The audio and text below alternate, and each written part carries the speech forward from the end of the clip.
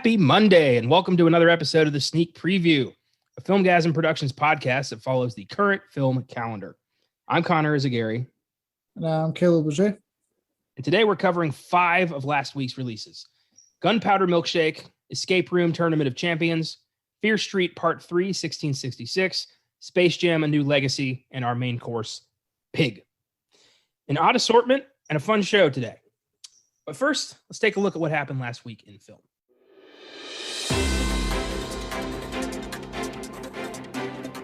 Last week in film.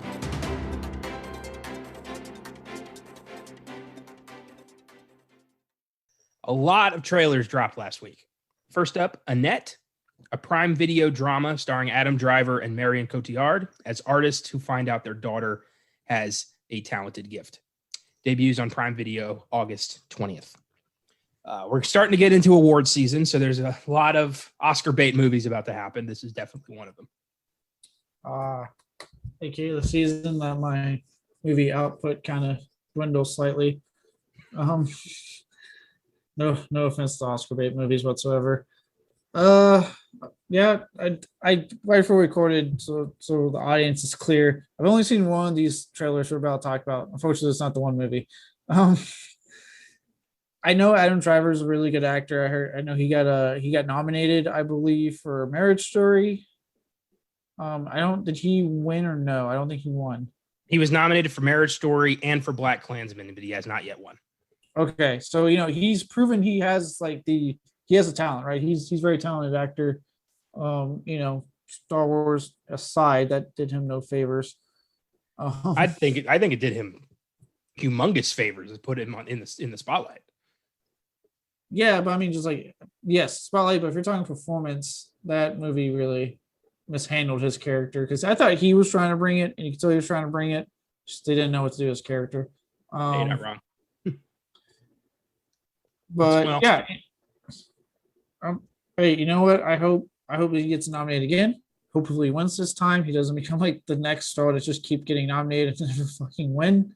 So yeah. Well, I do want to just confess this trailer actually came out last week, but I didn't know about it till this week. Because the universe just dropped these trailers out of fucking nowhere all the time. I know, it's annoying. But Annette, so that'll, August 20th, looks interesting. Next up, Queen Pins, a crime comedy starring Kristen Bell and Kirby Howell-Baptiste as two housewives who start a $40 million coupon scam. Co-stars Paul Walter Hauser and Vince Vaughn, comes out September 10th. And this, I think it's based on a true story of two people who found some kind of coupon scam code loophole thing and completely ripped people off out of $40 million. Looks funny. I'll check this trailer out later. I like the cast. I mean, Christian Bale is usually really funny. Vince Vaughn, I mean, that guy is just comedy, I guess, legend icon, everyone concerned, but he's he's been doing comedy for a while, so he's always usually really good. And Paul Walter Hauser has become one of my favorite character actors in recent years. He's done really good work. I, Tonya, Richard Jewell, Cruella. Was he in Cruella the bigger of the two? Boris. Yeah. Okay. No, that okay, yeah, I like him. I heard he's really good in Richard Jewell. I do really want to check that one out one day. That's a good movie, infuriating. It looked infuriating on the trailer, I'm not gonna lie. Next up, Naked Singularity, a crime drama starring John Boyega as a public defender whose life begins to unravel when he loses his first case. Co-stars Olivia Cook, Bill Skarsgård, Ed Skrein, and Tim Blake Nelson. Hits theaters August 6th, but hits VOD August 3rd. So this doesn't look very good, honestly. I'm not going to lie. This looks pretty generic. Reminds me of The Counselor. Oh, God. Is that was one with Fassbender, right? Yeah, the one where Cameron Diaz fucks a car. Yes, fuck that movie. Yeah, it looks all right. I kind of feel bad for John Boyega. He is he's not a bad actor. He does good, but my God, does this guy just not get good scripts? he needs to either find a new agent or be a little bit more picky. But I mean, again, going back to Star Wars, that movie, I would say most of Adam Driver really did him wrong, big time. Yeah. Oh yeah, his character got annihilated thanks to whatever the hell was going on. Yeah, he really got cheated, in my opinion. Well, You I mean, know, if you ever seen Detroit, he's really good in that. he's really okay. I'm about to say, yeah, because I know recently there was a news that he's coming back to do Attack the Block. Yeah, Attack the Block 2. And I was like, well, I'm personally really excited because I like the first one. It does also scare me in that he has to come back. You know what I mean? Like, is this because he needs to because his career since hasn't been as strong, or is he just like the script's that good for that particular movie? Because yeah, this Naked Singularity, it doesn't. It looks like anything else I've seen. You know what I mean? It doesn't look like anything new. Yeah, there's this generic kind of flavor about it that I'm not expecting much from it. Yeah, and I think that's the same week as the Suicide Squad. So yeah, good luck. it's gonna get crushed. Next up, Blue Bayou, an immigration drama starring Justin Chon and Alicia Vikander. Seems like a possible contender for next year's Oscars. Comes out September 17th. This looks sad. My God, does this look depressing?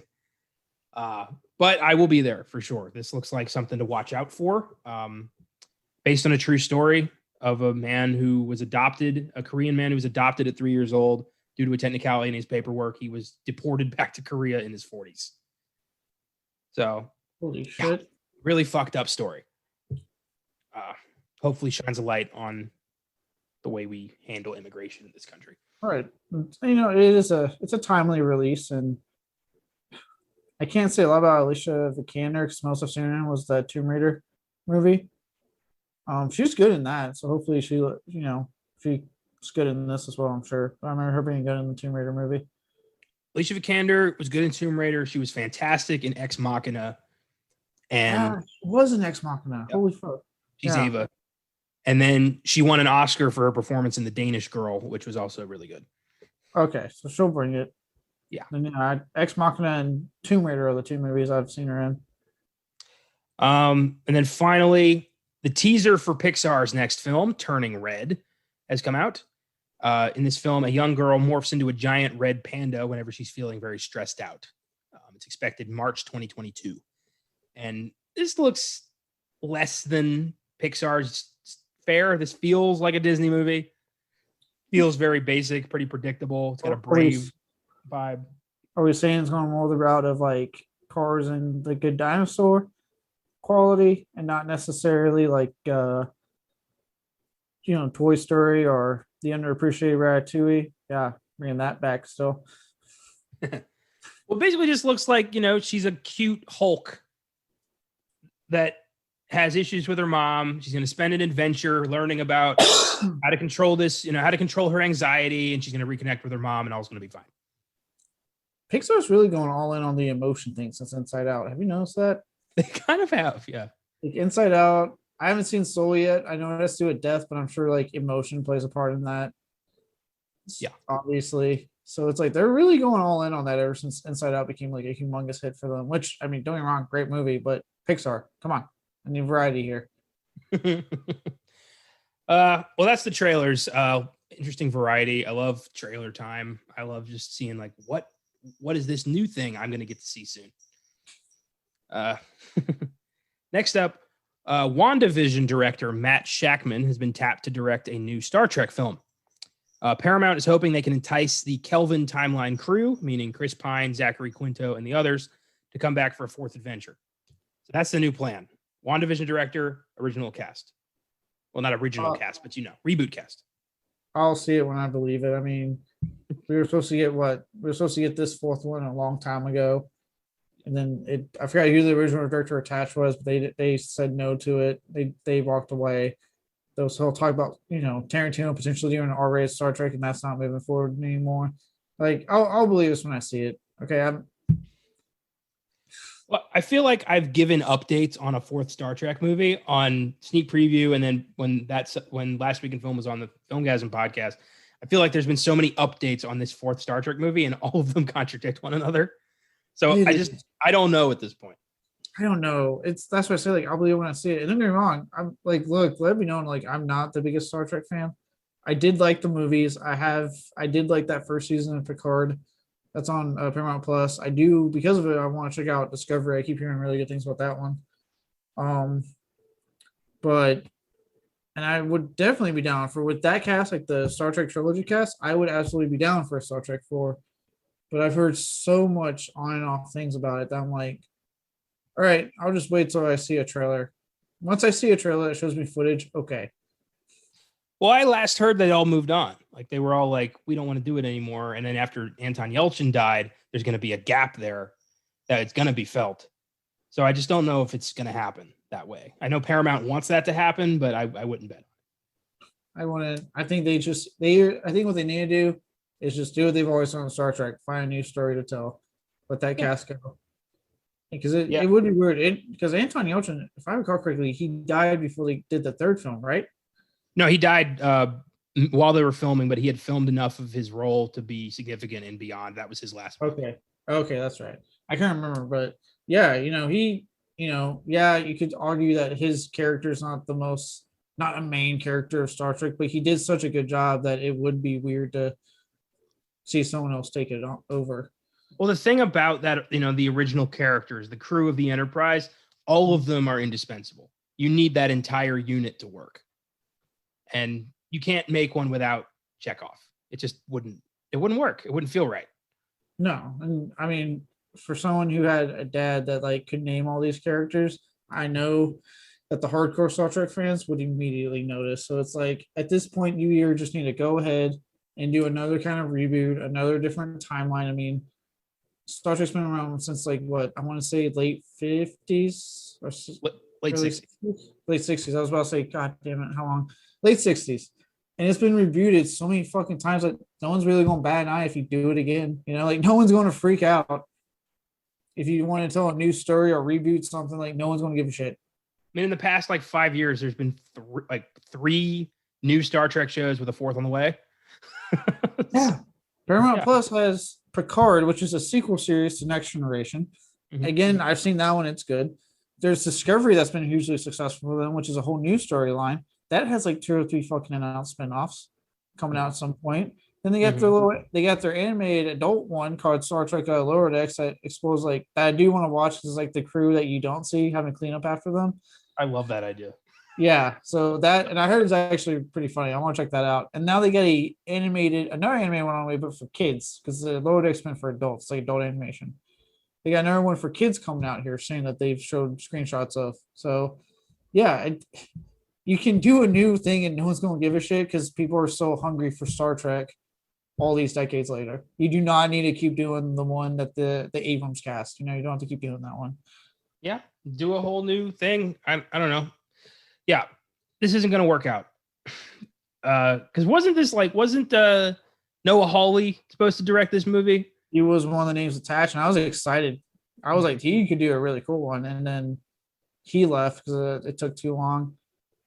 It was funny because at one point they even thought it wasn't going to happen because Beyond didn't do that hot at the box office compared to the last two, like in comparison to the ones before it. It's kind of like the whole Spider-Man 3 thing. Yes, it did a lot just in comparison. I watched Beyond fairly recently. It's not a bad film. It's pretty good. It's a good finale for that crew, honestly. Yeah, it's the most Star Trek-y of that trilogy, which is probably why it didn't do the best. I think it was the most like Star Trek-y. I like it still. But I remember like that was it was funny about that. Simon Pegg said one of the notes he got from producers about Beyond, which he wrote, was that it was too Star Trek-y. He said like this needs to be less Star Trek-y, and he's like, "Well, but it's Star Trek." Like, what do you want? I have heard so many good stories, like listening to the movie Crips of like notes from things like apparently one of the people on the podcast, I'm not going to say names in case it gets out there, was writing a script a long time ago, a treatment for Aquaman. And apparently he had a note from the studio that said, "Why is there so much water?" He's like, it's fucking Aquaman. Why are you asking that question? Jesus Christ. Oh my God. So, oh yeah, studios, man, they are fucking. They're just right on the zeitgeist of what we want. Um, yeah, this I remember when it came out, I had heard from I think it was Simon Pegg actually, or one of the actors saying like they don't really know if it's going to move forward to Star Trek 4 because the studio didn't really like the numbers they got on Beyond. So it's like there was already doubt to begin with. So why are we still teasing this? I don't know. Studios just you know that on Back to the Future, when they were writing that, one of the notes they got from the studio was that they should call it Spaceman from Pluto. God. Yeah. And they were serious. Also, Beetlejuice, Tim Burton was so tired of getting feedback from studios that he suggested they call the film Scared Sheetless. And then was so pissed that they actually started to consider it. Like he almost fucked himself over there. God, studios are so fucking stupid. And even versus the NPA, they're real dumb when they tell them like what they need to edit out. Oh yeah, yippee-ki-yay, Mr. Falcon. I've heard stories of directors that haven't cut anything out on their notes and they resubmit it and then they get the rating. Yeah, that happens a lot. Yeah. They'll do that to the studio. Will be like, this needs to be, the battle scene needs to be bigger. This needs to be more dialogue. And then they'll just send the same draft of the script and they'll be like, brilliant, make this. Like, fucking assholes. You don't even read it. You just need to be heard. You just need to know you had input. Yeah. You just tell them like, yeah, we did it. And then they go, oh, okay, cool. And yeah. You know what it is? It's like when you're playing video games and your little brother walks in and is like, I want to play. And you give him a controller that's not plugged in and he thinks he's playing. That's the movie studio.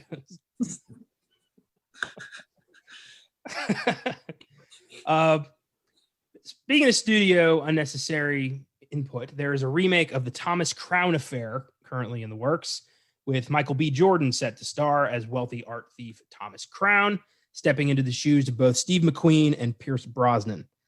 The film is being produced by Anthony and Joe Russo of Avengers Endgame and Infinity War. Post Marvel, their output has not been great. So I don't know about this. I don't really care for the Thomas Crown Affair. I've seen the Pierce Brosnan one. I think it's pretty slow.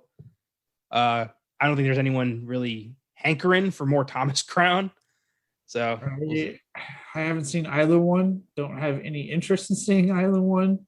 So yeah, I don't. Okay, good for you, Michael B. Jordan. It's about a wealthy like businessman guy who's kind of renowned for his art collection. Goes to an art museum and steals a Monet just because he can. And then the insurance investigator from the museum falls in love with him. The cops are hot on his trail, so he organizes this giant scheme to put the painting back. And that's pretty much the whole movie. Yeah. I don't get the acclaim.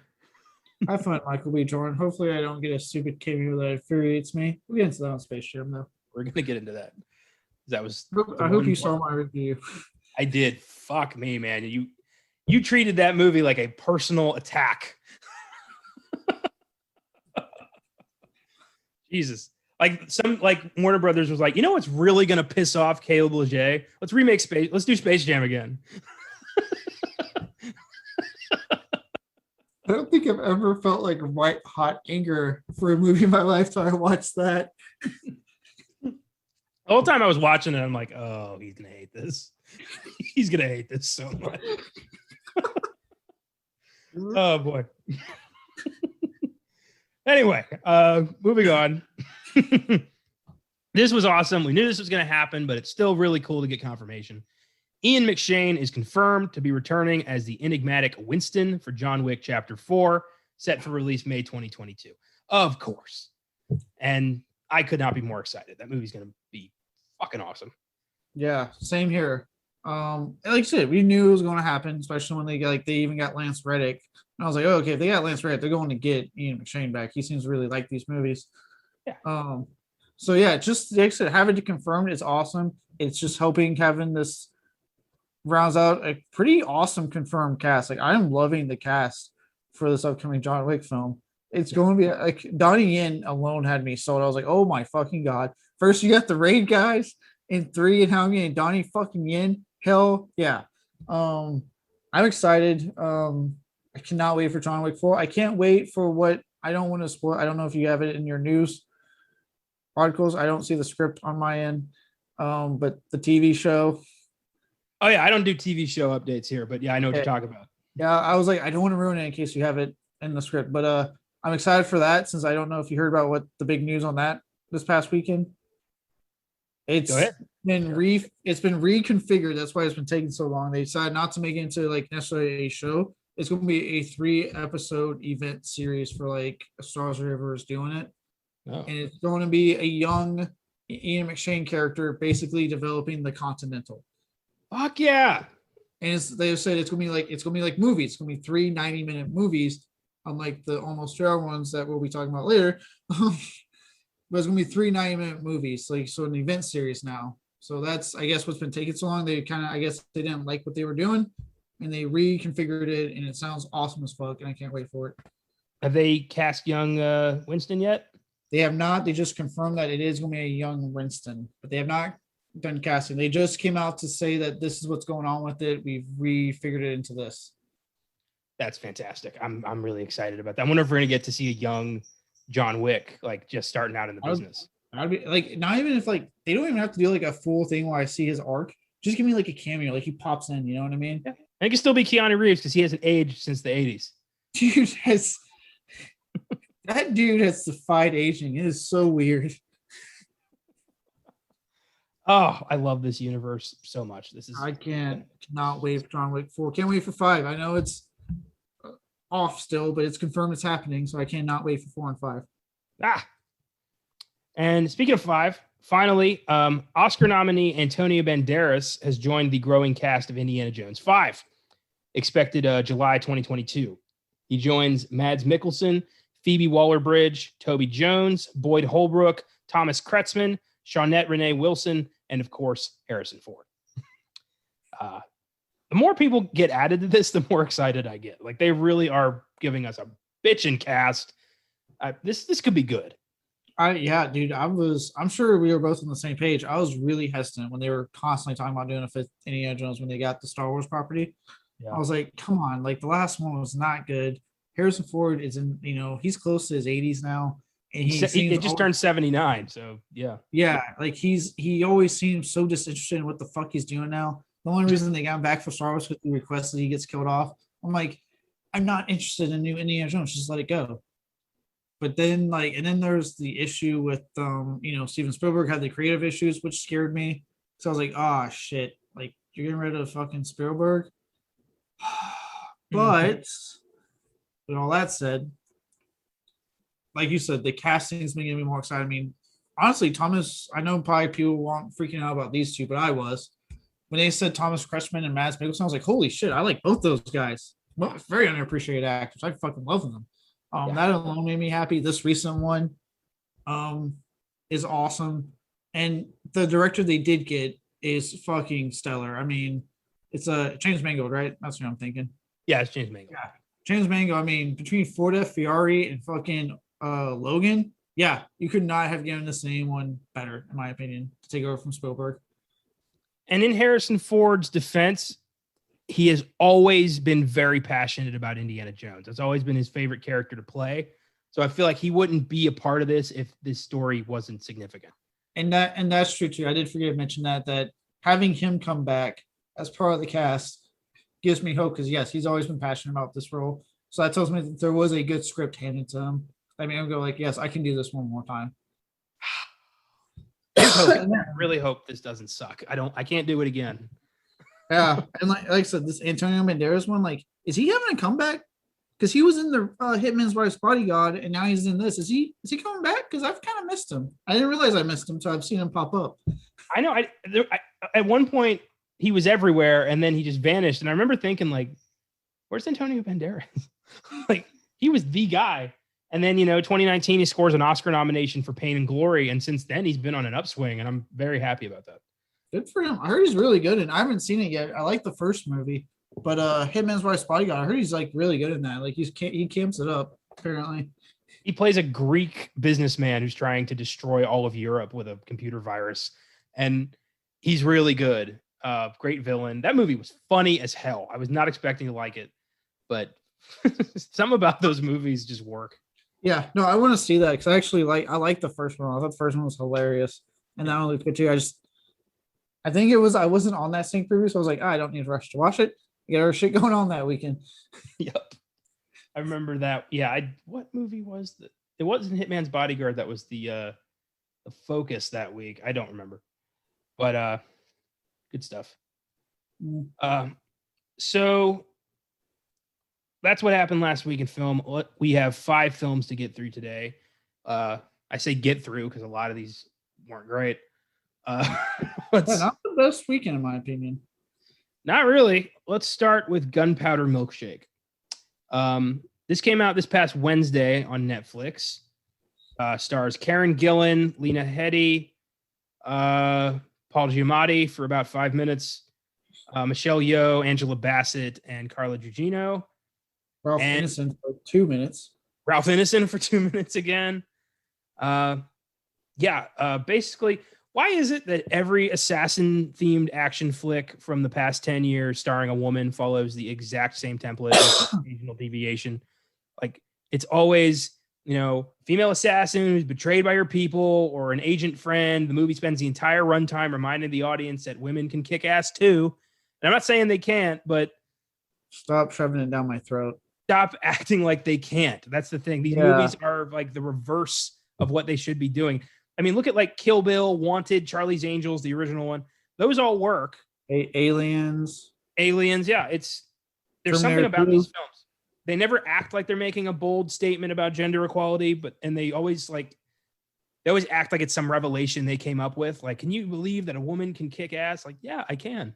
It's not a crazy statement, buddy. I've been watching it for a while. Actually, if you watch 4 films of the 80s, I will absolutely make the argument that slasher movies are not misogynistic because they do.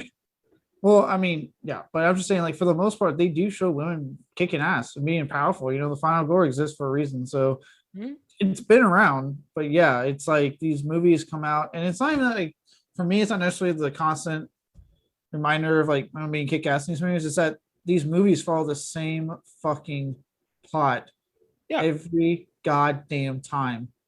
Yeah, me too. I've got nothing against, positive female-led action movies. I love action movies, like regardless of who's in them. To me, it's all about the content and how you tell the story. And these films are basically just retreading the same idea over and over again, and I'm really tired of it. Yeah, I think I put it in my review filing. So I finally got kind of almost like this for sure is the film that's a tipping point. I'm already like halfway through the year pretty much, and I'm fed up with Netflix's insistence on quantity over quality. Netflix, quit it. If you're not going to give me like good movies, I don't need to have a packed weekend with your shitty film because I'm tired of it. Like, fuck Netflix. Like, here we are with a movie that I've seen this story before. The action's not even that good. There was maybe 2 scenes that impressed me. The bowling alley scene when she got her arms paralyzed. Those were inventive. Weird tonal shifts, like a weird swerve into comedy that just wasn't present throughout the rest of the film when they get like the laughing gas. And the most underdeveloped, poorly written, bad guy motivations I've seen in life. Like, I did not understand exactly the thing between Paul Giamatti and Ralph Ineson's characters. I didn't get I didn't get any of that because it's not developed at fucking all. I think my biggest question was who the hell robbed Paul Giamatti? That never came up again. It was a huge thing at the beginning. Like, somebody has stolen money from me, but then that guy is blackmailed by somebody else. But then the blackmailers are all killed. We never find out who the hell they are. None of this, like Ralph Ineson, he pops up at the beginning and he gets a phone call scene for like 30 seconds and you don't see him until the end. And he's a really good character actor with a very unique voice that could play an imposing villain and completely fucking wasted. When it got to the end and he's doing his big spell, I was like, I don't fucking care, because even if like there was a sequel, he probably won't show up till the fucking end. Like, why do I care? You're not that intimidating when I don't see you for the whole movie. I'm pretty sure Ralph Ineson's playing the Green Knight in the Green Knight. Like, is that he's playing that character, right? I think he is. I recognize the voice in the trailer. I need to look it up. He might be. But yeah, I agree with you on all counts. I didn't get the soundtrack. The songs were so oddly like they didn't work with the scenes. There was so much stolen from John Wick. It was ridiculous. Like it wasn't even, they weren't even trying to hide it. Well, and that's the other thing. So you got the Netflix algorithm, right? And then you got the current action algorithm. Like it must be exactly like John Wick to make money, but no one takes into account why we all fell in love with the John Wick series. Oh, I feel like we're going to see this movie again pretty soon too. They make it like 3 times a year. All right. Well, this upcoming weekend, if anything's to be believed, with the Kate Beckinsale movie. Oh yeah, Jolt. There it is again.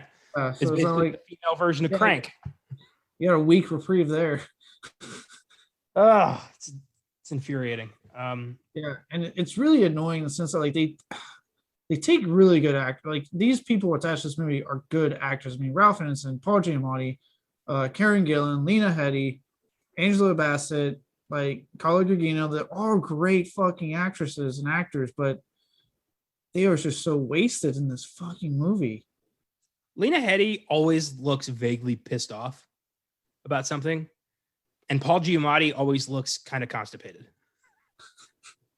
Like they just something about they're always like upset about something, and that's just I don't know. Characters they play. Yeah, it was disappointing. It was overly long. Didn't make a lot of sense, and I didn't care for it. I gave it a 6. That's based mostly on the performances and some of the choreography. I want a tad bit. I went one notch low and went with a 5. I think I started out with a 6, and as I was writing, I was like, yeah, I didn't really like this. It's a 5. That happens sometimes when I'm writing, and then I'm like, oh wait, I might have to adjust that score. I said in my review that I think you'll have more fun and a similar experience if you just get 2 TVs and watch John Wick and Kill Bill at the same time. Yeah, just watch another better female-fronted action movie. We named a bunch of them. You got the James Cameron early years in Terminator 2 and Aliens. You got fucking Kill Bill with Tarantino. Like they're out. And if you know what, if you're wanting to switch it up with horror, you got the whole 80s slasher, plenty of horror films with strong female leads. You got content out there. You just don't need this one. Yeah. Yeah. So don't bother with Gunpowder Milkshake. You can do better. Next up, Escape Room, Tournament of Champions. To prep for this, I watched the original Escape Room, which I surprisingly liked. It's basically PG-13 Saw, but it's aware of that. I was about to say, I was really keen to when you were going to do a review. So I was like, I legitimately can't, because usually like in my head, I'm like, I think he'll like this, or I think he won't like this. This one was like, this is 50-50 because it is a blatant Saw ripoff, but like you said, they're aware of what they're doing. But when I started, I was like, oh, okay, cool. He did like it. That's good. So I think you actually gave it a score higher than I did. Yeah, I've become unpredictable. Yeah, I gave this an 8. I like the characters, most of them. That Jason dude was a complete 100% dick. I think that he was like one of the biggest reasons I dropped that to a 7 because he's so fucking annoying. He's Patrick Bateman trapped in an escape room, basically like a sociopath, stockbroker who's willing to do whatever it takes. Evil bastard. But I like the other characters. I liked seeing Dale from Tucker and Dale. That was cool. He was good. Yeah. The lady from Daredevil, she was good in it. Yeah, Karen. Yeah, I liked her in it. Yeah, first one surprised me. I like how it kind of started out slow with like, oh wait, we're in the escape room now. And then they're all like, well, this is an interesting puzzle. And then shit gets real and they're like, fuck. Yeah. I think for me, like, yeah, like I think other than like that character, I'm never the biggest fan of in media res openings. So I didn't need that opening that kind of tells you that dude's for sure going to make it to a certain point in this film. Like you didn't need to give me that.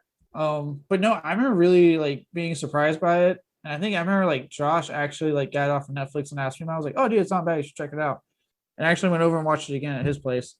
Um, yeah, it's a fun movie. I actually like legitimately if this new one successful becomes like a franchise, I'm down with it.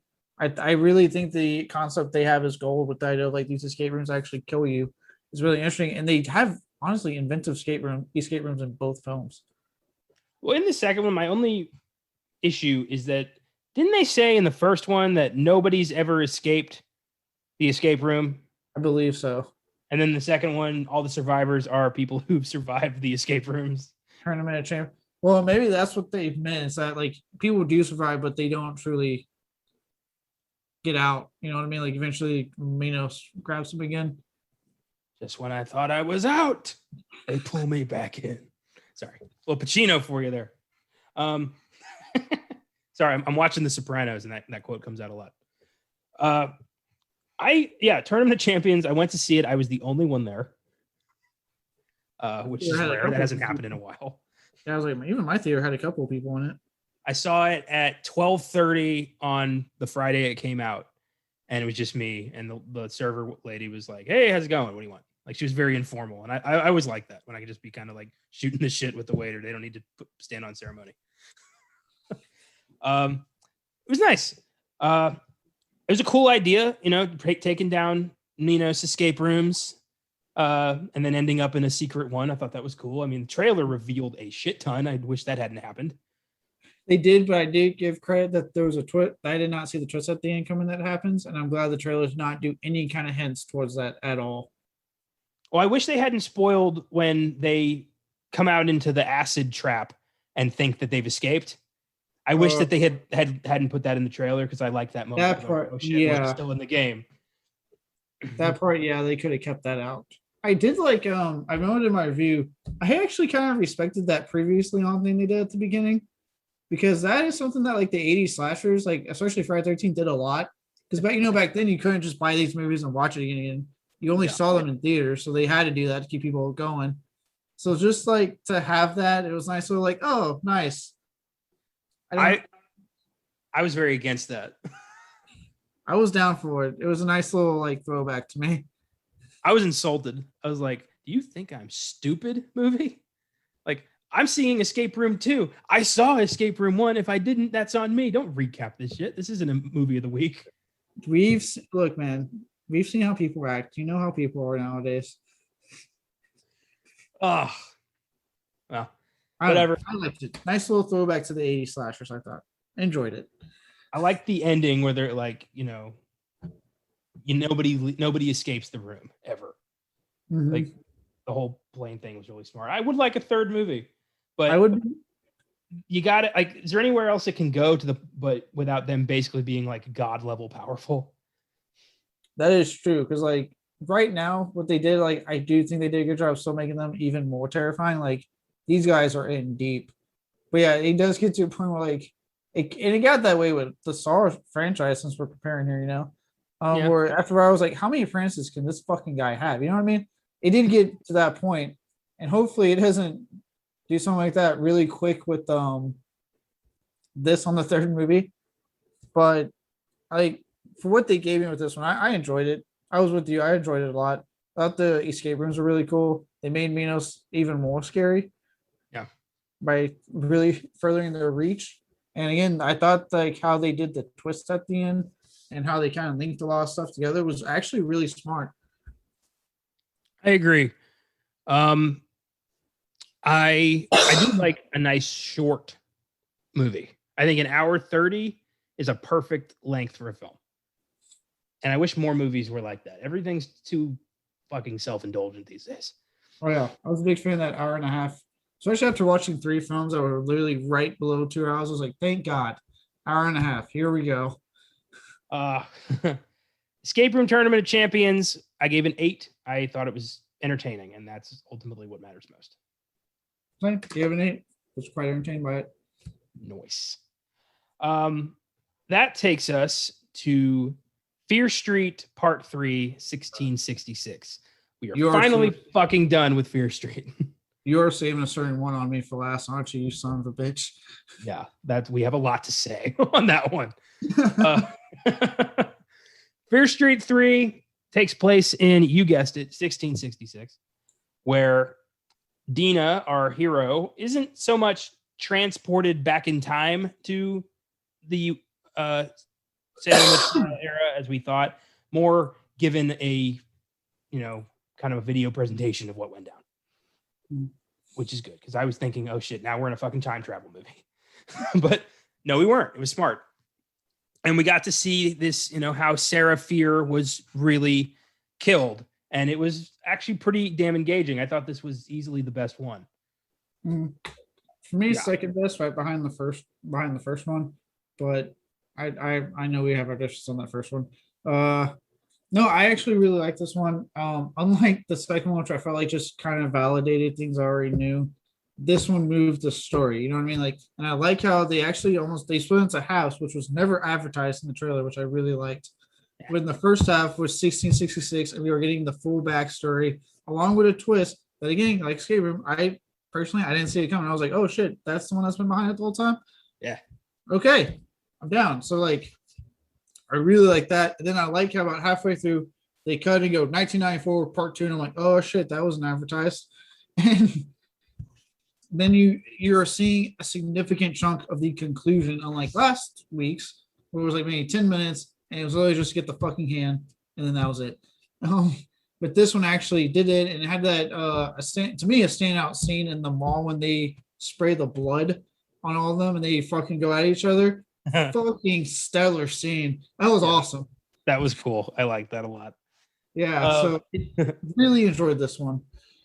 Yeah, I love the whole revelation of, and this is a show that covers current films. So if you're listening to this, expect spoilers because I'm about to go spoiler on your ass. It was the cop. Whoa. And is it a little, do you think it's a little on the nose that the guy named Sheriff Good was the bad guy? A little on the nose, but as someone who read a lot of Goosebumps and a little bit of Fear Street, it is not exactly outside of R.L. Stein's forte. And the guy could be on the nose, but again, he wrote things meant for children, not adults. So Shocker on Shock Street.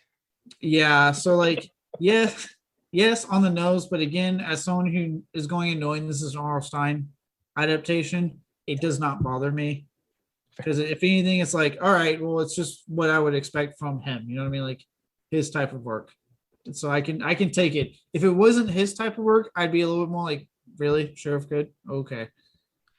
Well, it's not quite on the nose as Algae Rhythm, but we'll get to that. Don't get me mad right now. I liked that we actually got to see Fear Street, and it's spelled the other way. I was like, oh, that's where it comes from. Good one there. Yeah, the books always purposely spelled it the correct way, but not was actually spelled. Well, I like the whole idea that this family has been selling their souls to the devil for hundreds of years for prosperity and just picking off people from the shitty part of town. Like, okay. I was finally like, this is something I can get behind. This is original. This is creative. I like this. Yeah. And the whole Sarah Fear story was so damn sad because I'm a big fan of The Crucible. I'm a big fan of movies that explore that era. So the whole, witch hunt mentality really it gets to me. Mm-hmm. And I thought this did a good job of showcasing that. And I love that her, like with her last breath, she's like, I'm going to fuck your family up. Like she was very much like, this is not the end, bitch. Like that was nice. Like I said, I really enjoyed this one. If I had done this trilogy different, because admittedly, well, I enjoyed a little more than you did. What I did not enjoy, I'm probably on the same level with you, was reviewing these because it was kind of a bitch after the first one because I'm pretty much just reviewing the same storyline. I would have just dropped what they did with part 2 and had 1666 be its own movie and then 1994 part 2 be its own movie. And I would have made these an hour and a fucking half. I don't know why each one would be right below 2 hours. Yeah, I don't know if they had some quota to hit. There's so much that could have been trimmed from these. And overall, yeah, I'm not really a big fan of the franchise as a whole, but I did like the conclusion. But barring future exploration on the Filmgazm podcast, I doubt I'll go back to these of my own accord. Right. I mean, and I'm sure we honestly will go back because, they did the classic all Stein thing at the end, right? No Goosebumps Fear Street thing doesn't have a twist, right? And I'm sure if this is successful, then we'll be in our Fear Street downline. I know we're actually on the cusp of a Stein adaptation renaissance because I think it's Netflix. I forget who. They are currently in the process of doing a new Goosebumps TV show. Stein himself announced it, so that's happening. So we might actually honestly be on a nice uphill swing with Stein work. So who knows? We might be back in Fear Street. I don't know if I can necessarily take another trilogy. I'm okay if they want to do like a standalone movie or even make it into a fucking series. But we might be here again. Who knows? So what you're saying is, viewer beware, we're in for a scare. Yes. Readers don't beware because fuck those new Goosebumps covers. Yeah. I'd be down. I would love an adult Goosebumps, like a grown-up Goosebumps with like gore and shit. Like that would be so crazy. Because that the people who care about that are our age. Yeah.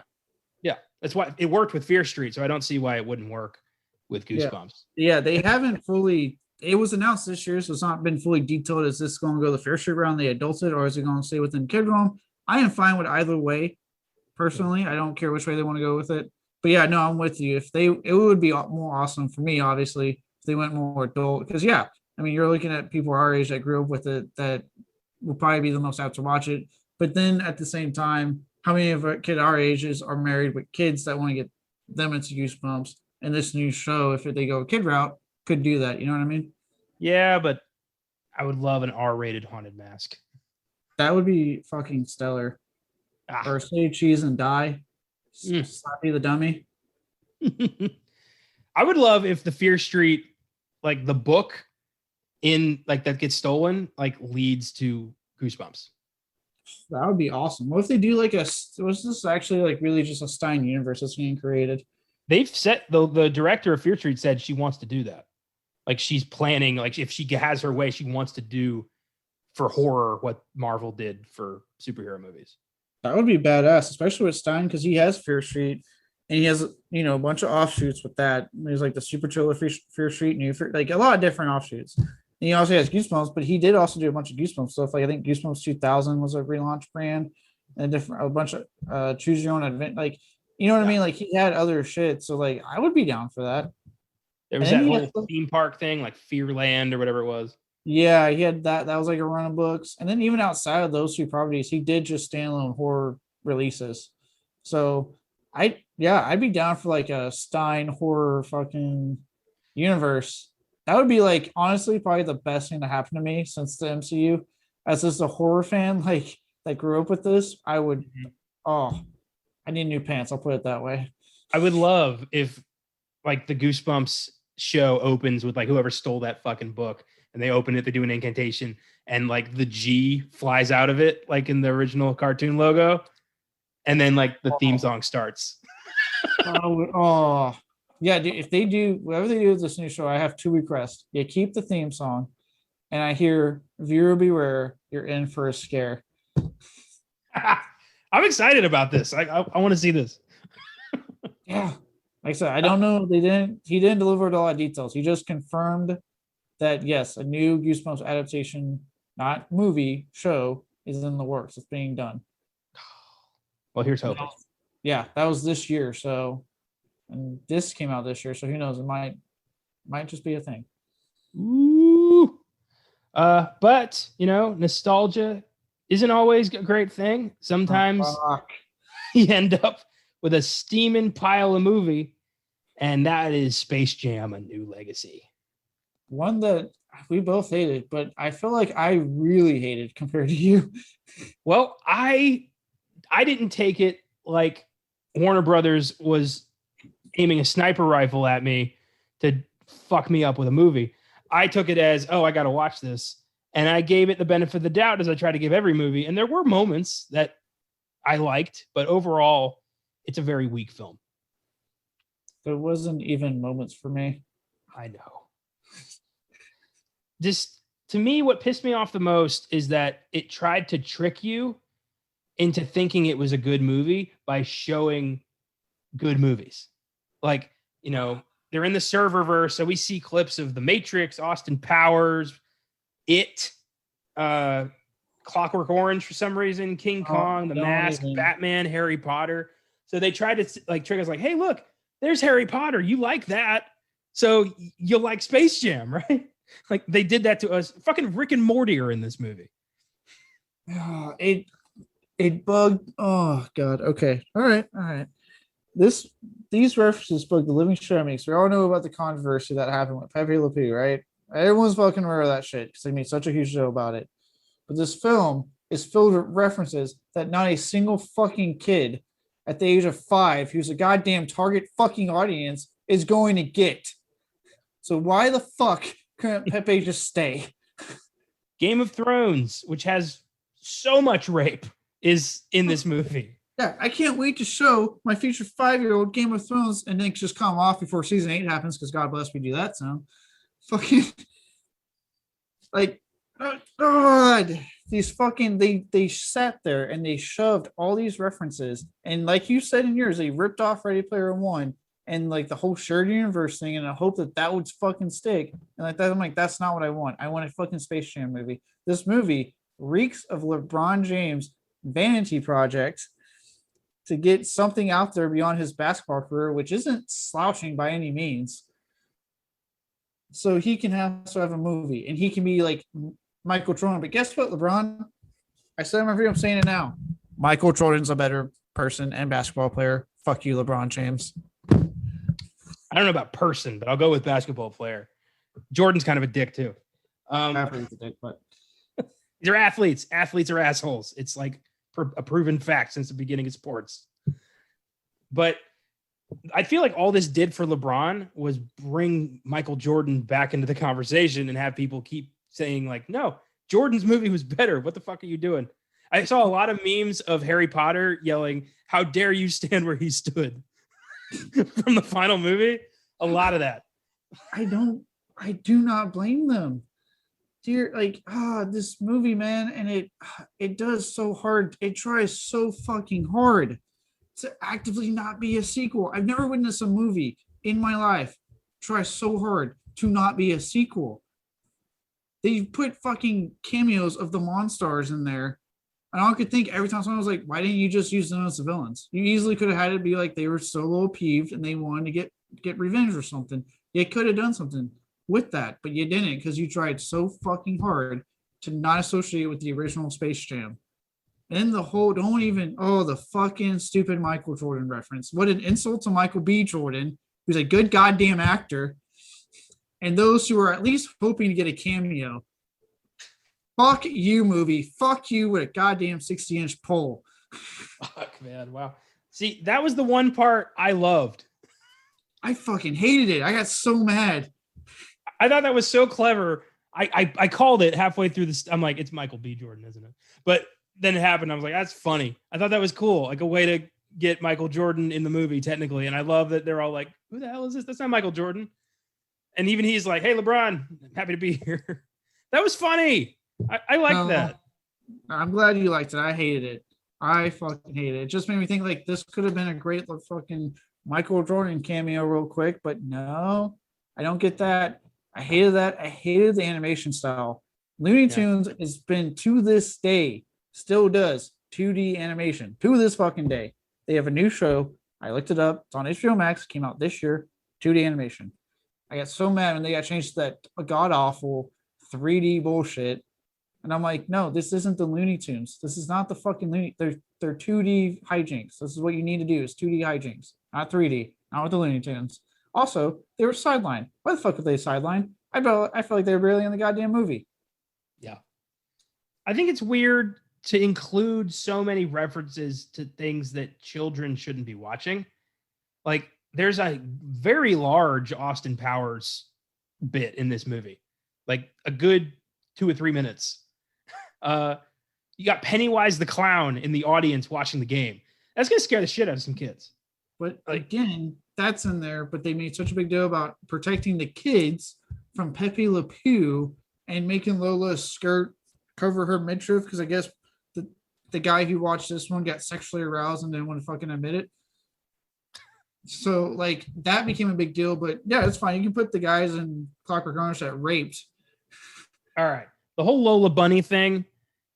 Yeah, she should be much less sexualized. She's a cartoon, and this is for children. I thought it was weird how many people went to bat for it and was like, no, why is Lola not hot anymore? Like, that was creepy as hell. Yeah, don't think I'm not saying like she should be hot. I'm just saying like the fact that they made such a big deal about little things like that, but then turn around and put like a Clockwork Orange guys in there. And I'm like, you're saying one thing, but putting, like you said, putting characters in here, references to things that kids aren't going to be watching and should not be watching. Even if something like The Matrix, not the most offensive thing to show a child. You think a child's going to enjoy The Matrix and watch the fucking Matrix? I did, but yeah, probably not. Not your average, not a fucking 5-year-old. They'll get bored out their goddamn mind. So again, the target audience for children for a Space Jam movie isn't exactly that old. Yeah, it's weird.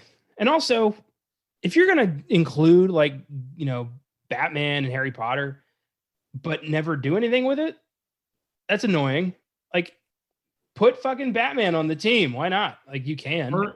No, instead they just made the same fucking animations. Pay attention. They make the same animation movements. Or I'm sorry, if it's Galactus, they're doing the same movements throughout the whole fucking movie. Yeah, they didn't have the money. Yeah, they had no money apparently to even attempt to make them actually do different stuff. Yeah, you got the Night King on the fucking sidelines. You got Jack Nicholson's Joker. You got Catwoman, Penguin, agents from the Matrix, King Kong. But nobody, there's no point to it. They're just there for eye candy. Like it's lazy. It's so lazy. And then they try to make jokes too. Like, what is it? Don Cheadle made the King Kong ain't got nothing on me joke. All thing was like, I get it, but again, kids are watching this fucking movie. I'm not saying Space Jam, the first one didn't get away with some adult references. I know they had the whole like Pulp Fiction reference, but the original one doesn't rely on adult references. They are there, yes, to obviously give the parents something to laugh at, but there's still plenty of shit for kids to enjoy. Whereas this one did not feel like that at all. Does this even exist in the same universe as Space Jam?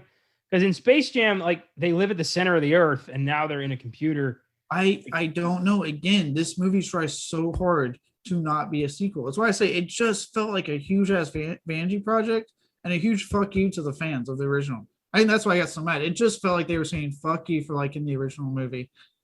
Well, regrettably, it beat Black Widow at the box office this weekend. God. So damn. We're probably getting a third movie, and they're considering Dwayne Johnson. Who isn't even a fucking basketball player. You know, it's funny. If you look up like the various sequels they were talking about when Space Jam first came out, a lot of them sound good. Like there was Escape Jam with Tony Hawk that probably would have been interesting. But of course, none of those happened. We got this one that I've never actively hoped for a film in my life more than this one to bomb at the box office. And the fact that it's even remotely successful makes me angry. What I want to know is how the hell, like, why the hell did recent Emmy nominated actor Don Cheadle do this? Like, why is he here? He's so much better than this. He does not need this. He doesn't, but I'll tell you this: he's the only reason this film did not get a big whopping 0 from me. Like, yeah, he's not bad. Algae. I hate his whole like name, but he is the only one that seems to understand the movie and is trying. Weird that they took the angle of LeBron James as a bad father. That was so annoying. God, like that.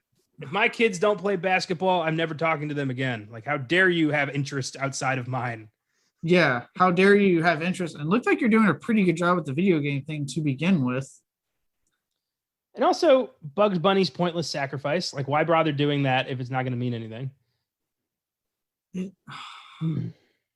I had a lot of issues. I get to a point where, like, I think halfway through, I just started disconnecting from the movie. I just sat here bored and hated. I was just hating what I was watching. I was like, oh my God. Mm-hmm. Hands down, I'm saying it right now. As of now, probably the worst film I've sat through this year. No, that still hasn't happened to me. No, wait. Yeah, it has. Just not with this movie. Let me look that up. I'm curious. What is the worst movie I've seen this year? Let's look. It would have come up on this show. That's for sure. No, those were good. Good. Oh. Why are you looking that up? And was I'm the only one? Am I the only one that get mad that at no point did I hear the Space Jam theme song? The song literally made for the first movie that should have easily been played in this one because it's a fucking theme song. Yeah, that was weird. Again, why are we so trying so hard to actively not be a fucking sequel? Okay, so looking at my list so far, worst movie I've seen this year is probably Separation. Okay, I haven't sat to that one yet. But it is early yet. It's still July. We got a lot of movies left. I know, but God, I really hope nothing gets worse than this. I gave it a 5. I thought that was generous. I did give it some point. I took away some points for basically like betraying the memory of a film that's way better than it should be. The original Space Jam. And had a pretty strong following. Yeah, this was a shameless cash grab of just including everything Warner Brothers owns. I don't really know why. It's a giant steaming pile of corporate trademarks for the most part. There's not really a story here, and the film knows that. They know that we don't have to have a story if we have enough, if we can distract the audience with enough Batman shit and Game of Thrones shit. Yeah, I gave it a 2. I despise the living shit out of this movie. I know, but hey, you never have to watch it again. I don't plan to, unless of course we end up doing it on our upcoming show. I'll just have a really good memory. It'll be fine. Oh boy. Well, welcome to the jam. This was shit. Really stay away from this one. Apparently you're all taking your kids to go see this fucking travesty of a movie. When I went to see Pig, I was in line for concessions and there was a little girl next to me, like really excited about the Space Jam commercial that came on the big TV. And she's like, Mommy, there's a new Space Jam. There's a new Space Jam. And I'm like, you're the problem. I want to get in the kid's face and be like, you're the problem. But then they would have thrown me out. I remember I saw it barely cracked like 200,000 on the day it opened. I was like, good. Let them know. And then I saw it the next time. I went, fuck all of you. Well, Warner Brothers doesn't get to beat Marvel very often, so they're excited. Yeah, but even then, like they're getting excited, but it's still like 100 million below its like budget on its box office take. Let it rot. So hopefully, yeah, it just continues to rot. Well, Space Jam, a new legacy. We'll probably get a sequel because that's how the world works these days. Now to the main event, the film we were arguably most excited about this week, Pig. Pig was written and directed by Michael Sarnowski. This is his first film as a director. He's previously directed 3 short films as well as episodes of Fight Night Legacy and Olympia, 2 shows I've never fucking heard of. This film should hopefully start a promising career for him. I think as a director, this was well directed. I don't know. Well directed, well written. I know you didn't quite catch on to Pig the way I did. It happens. Yeah. Really like everyone else did, because this is getting rave reviews. So unfortunately, here I am again, another party film, and I am on a fucking island, as is tradition, with these fucking films with me. I was let it be known, I did not hate this movie. I probably won't like go on my way to watch it again. I did think it got its point across about being like a theme of grief and how to move on. I thought that was handled very well. And I do agree with the people who are raving about Cage's performance. He is phenomenal in this movie. And it's like some of the most nuanced acting I've seen him do in years. So he's absolutely stellar.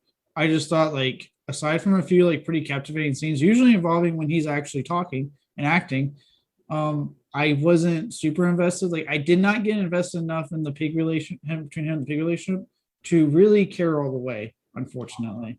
That's sad. Yeah, I really tried. I think it's just because they don't give you a lot of information.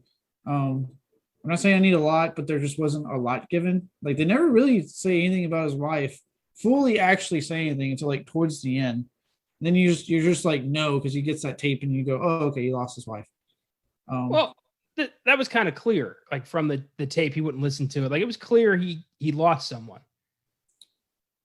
Yeah, I'm not saying it wasn't clear. Like all he had left, Yeah, I'm not saying it wasn't clear. It's just like a lot of stuff is not fully said until like the towards the end, and then at that point, I'm like, all right, end your movie.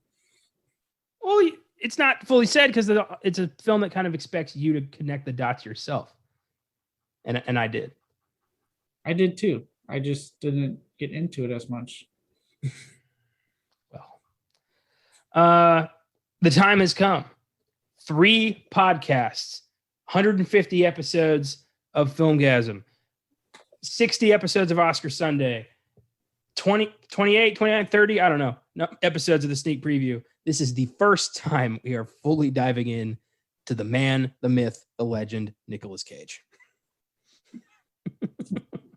I am surprised we've taken so long.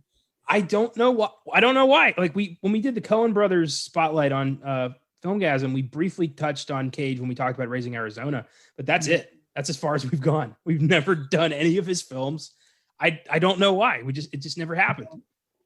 So it's because his early stuff is right for any of our podcasts. His newer stuff, because he's been doing a lot of like indie horror stuff, is right, but somehow.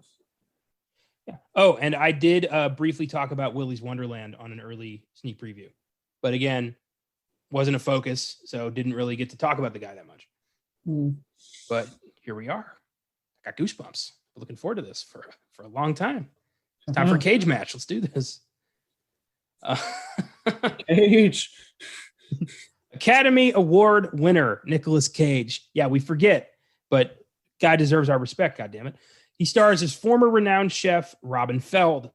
Cage won his Oscar for his performance in 1995's Leaving Las Vegas.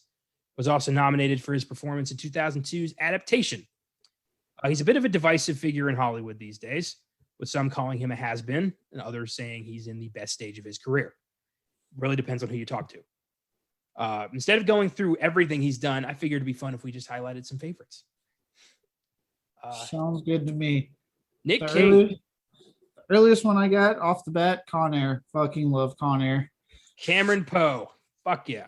I was like, I think that was actually the first Cage movie I ever watched, and it was on TV, so that's how I got away with it. It was edited. But I fell in love with that movie. He is fucking great with his shitty Southern accent, and I love it. Put the bunny back in the box. Oh, it's terrible, but it's him. There's something about him that he can do any fucking horrible voice he has to do, and I'm sold. Yeah, well, he commit, and this is something that, like, before we get into some more movies, just right off the bat, like, I am firmly, you said, he's divisive, right? I am firmly, I think you are too, I think we all are, in the Canberra, I think he's in the best stage of his career. Because people go like, oh, he's a has-been, oh, he's not that good of an actor. I'm like, no, he's a great actor. You're mistaking the shitty films he did for bad acting. But even those shitty films, he committed. Even in Ghost Rider, Spirit of Vengeance, he committed. Like, this man has never given a paycheck performance. He always gives it his all every time. Absolute fucking respect for that. Well, I think it's good for him that he's actually like broken free of Hollywood. I think that the expectations that were put on him were ridiculous. I think that Hollywood wasn't a good place for him artistically, and yeah, he had to pay off those islands and those bad accountant issues with a lot of shitty paycheck movies for a few years. But I think Mandy was the ultimate turnaround for him, where he finally started being more choosy about his projects. And I think since then we've gotten just gold. So I'm excited. I've loved this guy his whole career ever since I saw National Treasure at the movies when I was a kid. And he's just one of those guys who I will always defend. Yeah, same. I've defended him so many times. For me, there was actual lead up to Mandy, because I remember when I saw this movie called Mom and Dad he did. Oh yeah. It was like it didn't get right. It was like, man, it did not get wide release. It was a little bit more indie. And I remember a lot of people were like, "Oh, dude, you gotta see this. This is like the perfect movie from Cage." And I watched it. It was a really good movie, and it was actually absolutely his type of film to do. And he was great, and I loved him in it. And that's, I think, when I started noticing that maybe, just maybe, Cage is back. Like as far as like getting better movies. And so I remember that's when I started repaying attention. And then I was hearing about that when Manny was going. I was hearing about it. Everyone was talking about how great he was in it, and like this is his comeback movie. And I remember when I watched it, I fell in love with that movie. And he is spectacular. I will always, if someone says he's a shitty actor, fuck you. Watch that bathroom scene in Mandy. That is a one take scene, and the emotions he pulls off in that one fucking take is amazing.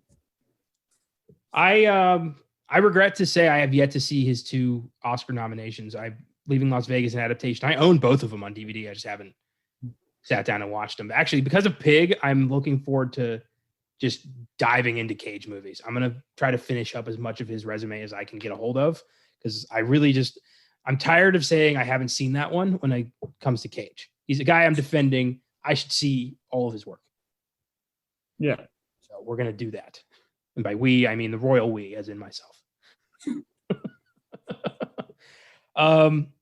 Some of my all-time favorites, you go to the classics. Face Off is a fucking flawless action thriller. I always love to quote Face Off. Like Cage just realized what the title of the fucking movie was. No more drugs for that man. Yeah. Oh boy. I love the dual role. Him and Travolta are so good together, playing both sides of, good and bad there. That's a fun movie. I love Face Off. Face Off is great. And then of course The Rock, Cage and Connery versus Ed Harris. Are you fucking kidding me? Winners go home and fuck the prom queen. I love that movie. Why don't we cut the chit chat a-hole? He's insane. He's awesome that, but the stupidest fucking name though. Like, what was it? Goodspeed or Godspeed, whatever the fuck his name was? Stanley Goodspeed. Yeah, that's his name. But I love watching that movie with the theory that Sean Connery is actually playing a disgraced James Bond who's been abandoned by MI6. It actually works really well. That's awesome. I think I read somewhere in that scene where he I think it was Sean Connery or Cage was hanging off the building and he's holding on to him. Remember shortly after Sean Connery breaks out? I think I read that they didn't tell anyone in the building that was happening. And all they saw was Nicolas Cage dangling, right? No, it was Connery grabbed one of the Secret Service guys who was watching him and dangled him off the building. Okay. Yeah, they didn't tell people in the building that was happening, so they legit thought someone was about to fucking get thrown off the building. Wow. That's fantastic.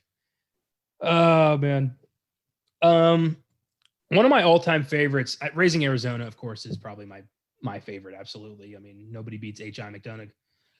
But there was a film he did in 2009 called Knowing that really freaked me out. I thought it was one of the creepiest apocalypse movies I've ever seen.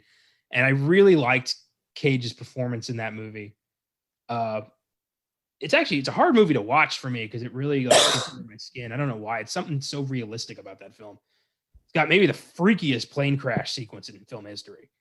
I've seen it once. My aunt had the DVD and I watched it. So I was like, oh my God, Cage movie. Like, I think that's literally where my train of thought went. Yeah. I was like, oh, I'm going to watch this one. And I remember liking it. I just haven't seen it since then. It's a really good watch. It was on Netflix for a while. I don't know if it is anymore, but it's a really creepy watch. It's got Rose Byrne, Ben Mendelsohn. Pretty good cast. Okay. And of course, Cage. Ah, of course. And his son's name in the movie is Caleb. So there you go. I remember that. Yeah, I remember when I first saw it, I was like, oh shit, his name's Caleb. I'm a big fan of the National Treasure movies with Cage. Oh, fuck yeah. I was like, let's not forget those National Treasure 1 and 2. Why do you think I'm such a history buff? Those movies are the reason. I saw National Treasure when I was 9 and thought, I want my entire life to be about this. Movies and history. And I was like, there it is. That's Connor for the rest of his life. I'm one of the people that like. I'm still like would get really excited if they did a third one with Nicolas Cage. They could bring him back for a third one because they've been talking about it for years. I'd be fucking down. I do not want to leave this planet without finding out what's on page 47. I need to know. I've been thinking about that shit since 2007. I need to know. You don't tease that shit and never give it to me. Oh, God damn it. Yeah, I love both National Treasure movies, and I've been really campaigning for a third ever since. They keep teasing us, man. It's so annoying. With Disney Plus, you'd think this would be the time. And I don't want no fucking reboot. I want Nick Cage and Diane Kruger and the Bartha, Justin Bartha, is that his name? I think so. Something like that. Even The Hangover. Yeah. Yeah, that guy. I could honestly, I could do without John Voight, but if he wants to be there, great. But yeah, I want that crew finding some other treasure nationally. I never understood why we never got that one. The second one was a success. I remember it being a big hit. So I never understood why the third one just never got off the ground. I think it happened around the time Cage's financial issues happened, and he started becoming kind of a pariah because of it. Oh, that's probably why. Big studios are reluctant to work with him now. It really bugs me because you're seeing the praise he's getting now, and yet the studios are still like, no, it's Cage. We're not going to hire him. Like, why? He's clearly doing like what you want him to do now. But weirdly, 3 years later, he did The Sorcerer's Apprentice with Disney again. So maybe that's not it. I don't know. I remember liking that movie the one time I watched it. I need to rewatch it. It's not great. I'm not that into The Sorcerer's Apprentice. It's very popcorny. I watched it with the family, so it was a while, so I'd have to watch it again. But it may not. I mean, I only saw it once. It may not hold up. It does hold up. Matchstick Men from 2005. That's one I haven't seen yet. I've been meaning to watch that. I heard he's really good in that. Or 2003, my mistake. It's him and Sam Rockwell as professional con artists. I mean, directed by Ridley Scott. What more do you need? Oh yeah, I need to see that then. It's a fun movie. There was no one I watched with my aunts. She had Knowing, and what was it? The Family Man. He plays a other guy. I remember watching that. I remember thinking it was good, but again, I have not seen that fucking movie in years. That's one I haven't seen, The Family Man. I've heard decent things. Bad Lieutenant. That's an interesting one.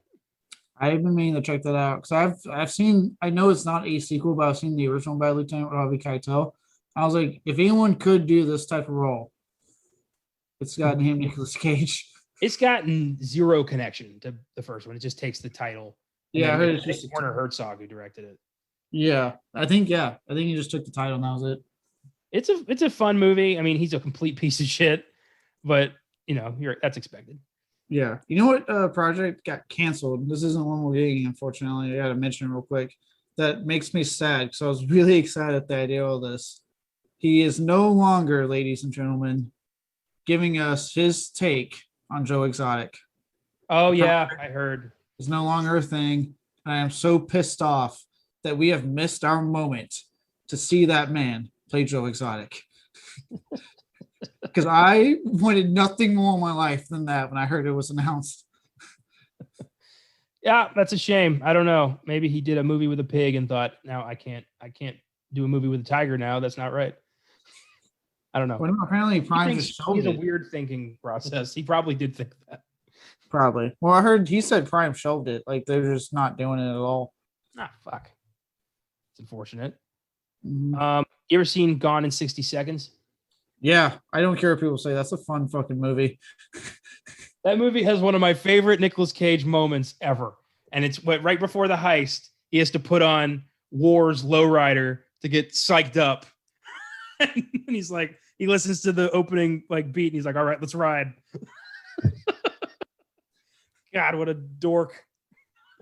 What a fucking man. That's a fun movie. I agree. Yeah, I think one of my favorite Cage moments was actually in Face Off when he does the weird face when he's dressed like a priest. What do you say? I don't really care for the Bible. In fact, I think it's fucking boring.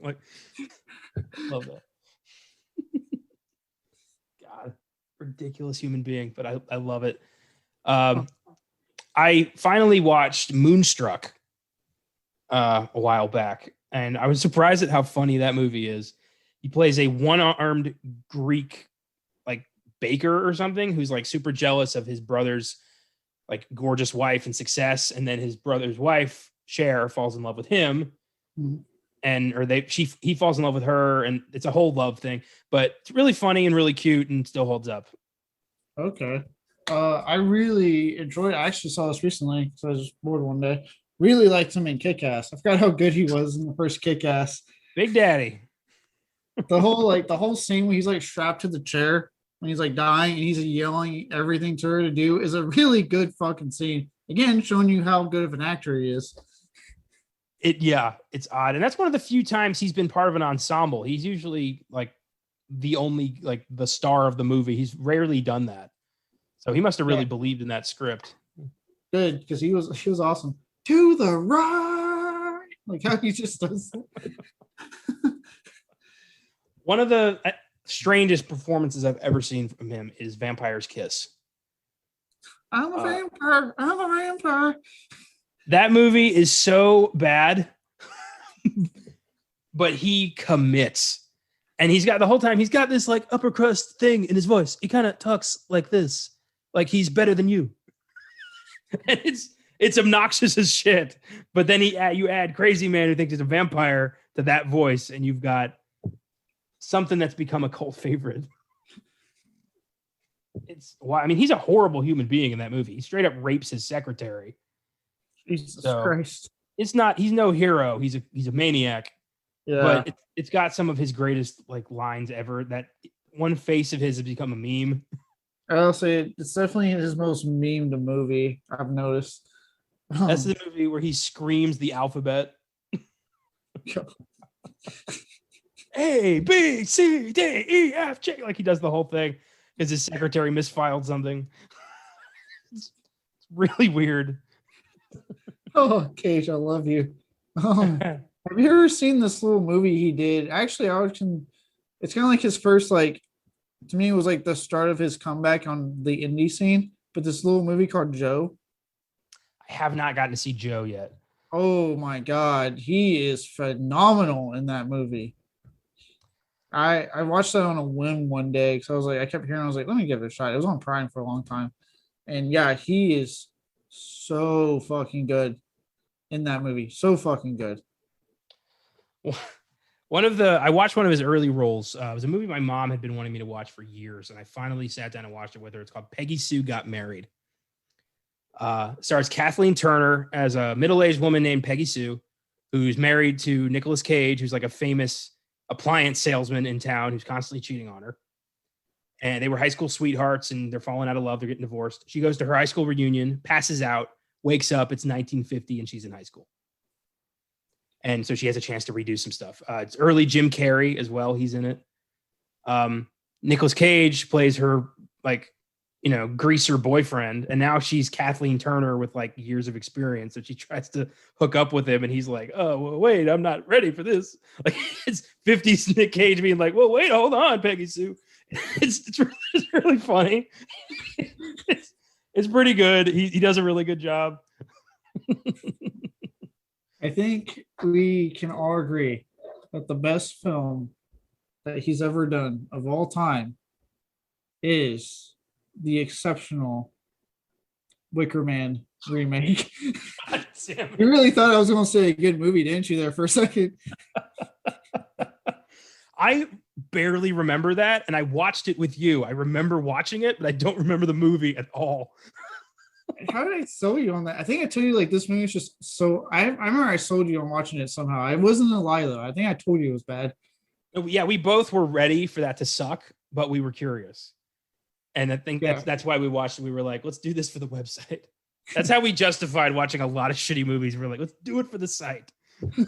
We sat through that, and I gotta watch this man in a bear suit punch a woman, and it's way further than it has any right to be. Dude, nothing beats the fucking bees. Like that is a magical moment. Not the bees. It's so half-assed even by his standards. It's he commits multiple punching a woman because you get that scene where like the camera looks at him and he nods like I know what I have to do. And he just fucking runs in a parachute and punches and then keeps going.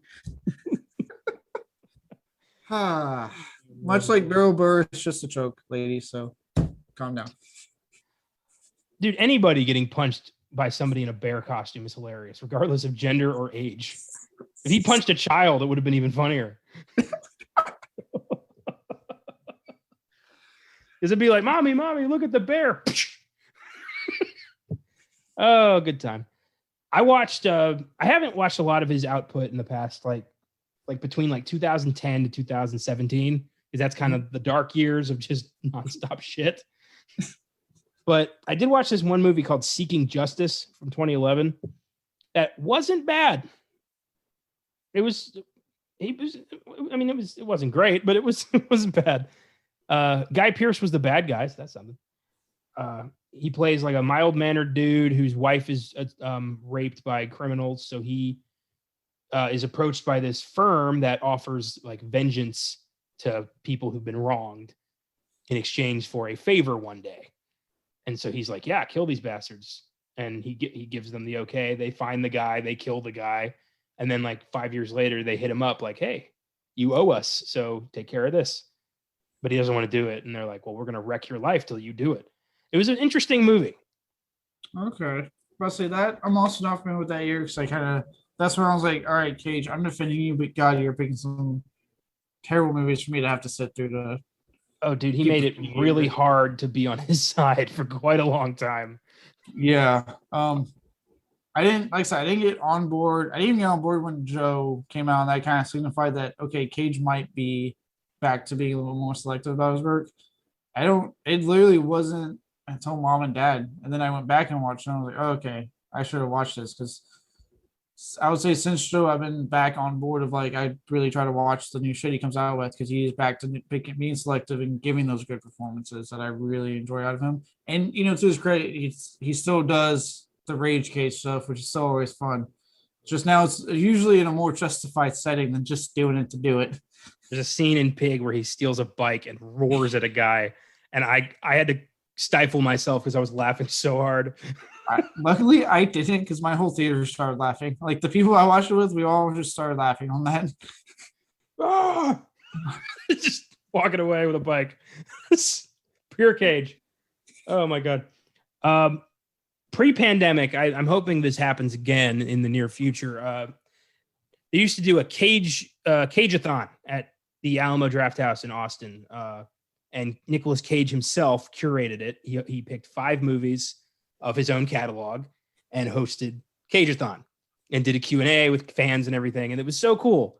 And I've always wanted to do that. And then right when I found out about it, the fucking pandemic happened. So that would be so cool. I hope he picked something like Mandy would be cool to watch with him in attendance. That was one he did. The one I found out, it was Mandy, Lord of War, and a few other movies. I don't remember the other ones, but I know that those 2 were there.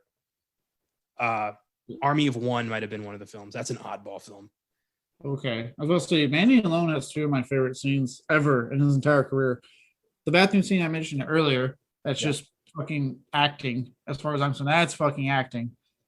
But also, the scene when he goes to that the biker gang's den, and after he kills them, he takes the super acid, and you see his face as he is tripping balls in an instant. It's pretty like that's like in that moment, I was like, there's a classic Cage. There he is. Mandy I was not prepared for that when I watched that movie. I'm like, what is this? I mean, I liked it, but fuck, was that just not what I expected? I remember like it's funny because I've told people about that movie and they're like, well, should I watch it? I was like, I honestly no. I was like, unless you're ready, don't watch that movie. I was like, Cage is fucking phenomenal in this movie. And if you can get past like the trippy visuals, you will be rewarded with like a great performance and a really good story and some really killer moments. You just have to get through the cinematography of the color swapping and the weird talking when they're super high, and also a knife penis. Great band At name. one point, and I'm not. Yeah, you heard me right, fans. It's knife penis. It's exact. Don't overthink it. It's exactly where you think it is. So, that's actually become my thing. Honestly, one of my top 5. It's Cage films. It has snuck up there so quick since I've seen it. I'm gonna see if I can find out those other films that year. Nicolas Cage-a-thon 2018. Oh boy. Oh, that's not helpful. Anyway, yeah, I can't find them. I think Con Air was one of them. That'd be awesome. I'd ask about that accent. Be like, what made you choose that accent for the South? Oh my God. Army of One is one I think you should seek out. It's the true story of a man who claims that God commanded him to go to Pakistan and kill Osama bin Laden. And this is in like 2008. So Cage plays the guy. Russell Brand is God. And this guy basically just went to Pakistan with a fucking samurai sword and started asking around, like, where can I find bin Laden? Do you know where he is? He had no military experience. He didn't know how to fight. Nothing. He had a dream where God said, you, Gary Faulkner, must go kill bin Laden. And they made a movie about this guy called Army of One. And at the end of the movie, Gary Faulkner, the character, is talking about, like, they've approached me for a movie, and you know who I'd really love to play me is that Nick Cage. I really like that movie Con Air. So it's Nicolas Cage saying, as Gary Faulkner, I'd love Nicolas Cage to play me one day. Oh my God. It was so meta. It was insane. That reminds me of that scene at the Disaster Artist when James Franco is meeting Tommy Wiseau, but James Franco is playing Tommy Wiseau. Yeah. I love that meta shit. Anyway, at this Cage-a-thon, I think it's a good way to transition to Pig. During the Q&A, some guy asked Nicolas Cage, so, sir, Mr. Cage, sir, I don't know how he said it, but that's what I would say. I'd be too nervous to say anything to this guy. What do you say? In the presence of a god, yes, you have to be. Yeah. Avert thine eyes, children. Jesus. Filmgazm loves Cage. We highly endorse Cage. Yes, we do. He asked him, so what do you say to all the haters out there who say that your films aren't that good, that you're not that good anymore? And Cage did a little smile, put down his drink, breathed heavily, and said, you just don't know what you're missing. And the crowd erupted into applause. Fuck yeah. I love that. You just don't know what you're missing.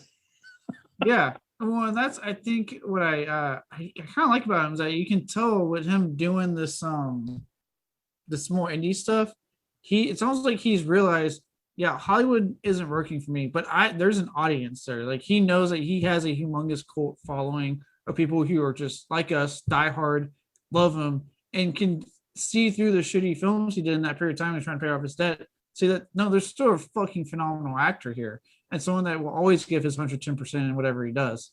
And he knows that, and he's playing to that, and it's been really rewarding us big time in recent years, in my opinion. Straight up, yeah. It's good to have that realization of, I don't need Hollywood. I can still be an actor and do my own thing, and still, he has a fan base, and I'm glad that, people like us have remained loyal to his performances. And yeah, I always look forward to Nicolas Cage movies. Yeah, and apparently he's great to work with. So, like, that, thank God he's so works. I've heard a lot of good things about people we've worked with, and they're like, no, he's fine to work with. He's an oddball, that's for sure, but I bet he's apparently a fascinating person to talk to. Yeah. Like I said, from what I know, no one has any issues. A lot of directors, like Panos Cosmatos, has talked highly about Cage when it came to Manny. Says that apparently Cage originally went out for the villain role in that movie. If you didn't know that, he originally went for that role. I'm sorry. They wanted him for that role. That's what they wanted him for. They were like, oh, we wrote it with Cage in mind. When he got the script, it was short off his fourth divorce or whatever. Yeah. And he was like, "Hey, look, there's some stuff going on personally that I really identify with this main character. Is like I really want to play Red." So he was the reason we actually got that performance because he really pushed to play that role. And once he auditioned, they were like, "Well, go ahead and do like an audition, and we'll see." And he did and blew them away, and they went, "Yeah, you're getting the Red character." Jesus Christ. 1, 2, 3, 4 divorces. He's currently married. He got married in February. His fourth marriage lasted 2 months. Man, He was married to Patricia Arquette for 6 years. I didn't know that. damn. So apparently he used a lot of that in his role in his performance for Mandy. That makes sense. I mean, that movie's all about, I feel like Mandy and Pig would be a great double feature when, considering like they both deal with grief in very different ways. Yeah. Yeah. So apparently, great to work with. He does his homework, does his notes. He's a fine actor. Apparently he has his own acting style he likes to talk about. Yeah. He just invented his own acting style, but all right, Cage, you do you, buddy. He did one of those GQ like iconic characters videos talking about his whole career. It was fascinating listening to him kind of reminisce about like he did like Raising Arizona all the way to Mandy. And it was just, I mean, he skipped a few movies, but he did a lot of talked about most of his hits, and it was fascinating. That'd be cool. You know what dream director I wish he would work with, but we only have one shot at this because it's gonna be the final film. Tarantino. How cool would it be? Tarantino could get like a hell of a performance on a mainstream Hollywood feature with him. If he was inclined to go back there to that realm. The Tarantino touch has been seen. John Travolta, Christoph Waltz, Robert Forster, like he props these, actors up and gives them their career new breath. I would love if his final film was the Cage revival. Goddamn. Hell, even Don Johnson, since he's been with Tarantino, has had like a resurgence and shit. Yeah. I'd argue, Jamie Foxx had a bit of a boost. Yeah. I would too. So yeah, that would be a fucking dream director for Cage. I think for us to see, really, not necessarily for Cage, but for us to see, I would be down to see that. I mean, he had that brief bit in the Grindhouse trailers where he played Fu Manchu. That's got that. But I think we did get that, and I think that was which fucking director was that did that? Was it Rob Zombie? Was that the Robo film of the SS? I have no idea. I'm about to say we did, but he actually was with one of the directors that did that fucking trailer. Oh, it could happen. I feel like, in recent years, I think a lot of directors, a lot of, filmmakers are taking another look at him. Like Mandy, Color Out of Space, Pig, these were big for his rep. Mm-hmm. So, yeah, I think it'll work. I think that was another one I forgot. I personally really like Color Out of Space. And I love the scene when he's like throwing the dishes when he's getting mad. That scene cracks me up. I liked him in it, but the story, I couldn't get into it. I've never been a big Lovecraft fan. I think his stories are like really dense and really hard to connect with. And so I didn't feel it with Color Out of Space. Honestly, I loved Color Out of Space. I was so down. Cool. Yeah, so clearly, we spent a good long time talking about Nick Cage. We fucking love this guy. We love his work. And we look forward to the future. I do hope, now that you mention it, yeah, because you're right with the fucking him doing all this indie work and getting like acclaim from all this stuff. Who knows? Maybe not necessarily the studios, but if you get one of these directors that's pretty anti-studio, which seems to be a big thing nowadays with all these more successful directors. Yeah. It'd be cool to don't get me wrong, I'm loving the indie resurgence, and if Cage stays in that realm until he's done, that's fine with me. It would be cool to see him work with like one of these more like artistic directors on the mainstream side. Now that he's getting all this acclaim. I'd love to see him work with like Ari Aster, Robert Eggers, Yorgos Lanthimos, like these weird auteurs that are emerging. I'd love to see Nick Cage bond with one of those guys. Yeah, that would be fucking stellar, honestly. Yeah. Or to see him like pop up completely out of character in like a Wes Anderson movie. I'll take anything. Really left field. He pops up in like a Rob Zombie movie. He pops up in the new Monsters movie out of nowhere. He's fucking Herman Munster.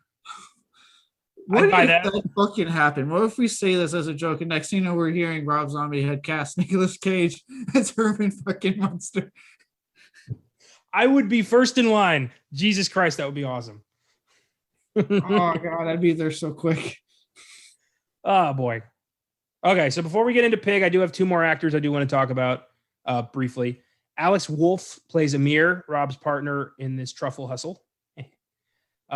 Wolff is known for his performances in such films as Hereditary, Patriots Day, and the two most recent Jumanji movies. So he's definitely someone to look out for in the future.